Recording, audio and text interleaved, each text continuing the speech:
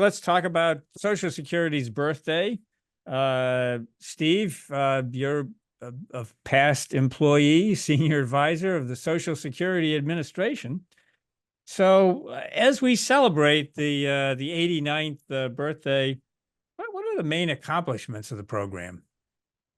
Well, I mean, clearly the Social Security program represents a major change in the way the United States dealt with the problem of elderly poverty and with retirement security. I mean, you go back to, of course, Social Security was enacted in 1935, which is why we're at the 89th birthday, but we didn't keep really good statistics back in the 1930s on the level of poverty among the elderly. In fact, the official poverty measure was actually developed in the late 50s, early 1960s. So, we have pretty good data from the 60s to the present in terms of, how many elderly were living in what we would consider poverty level conditions. And, but back then, 30 to 35% of the elderly were considered poor, extremely poor, living below what was considered the poverty threshold. And, Social Security was enacted in 35. Benefits were obviously very meager back then because the program was just starting up. People had not paid into the program for very long.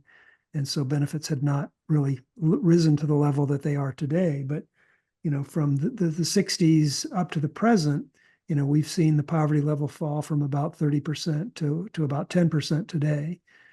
So clearly, Social Security has made a major contribution in reducing, absolute poverty. And, Social Security benefits, while not, they're not huge by any measure in terms of, what you could do if, you save a lifetime, through an employer pension or through your own private savings. But Social Security has always been viewed as a supplement, what they call the three-legged stool. You have your Social Security portion, you have your private savings like an IRA, and then you have an employer pension like a 401k. But you had those three components. And, if you look at the financial status of the elderly today, their incomes have risen faster than the population at large because of, obviously, the financial markets have been doing well. And up to this point, Social Security has been doing well by providing higher benefits. And one of the things people don't realize is Social Security benefits are actually indexed to wages.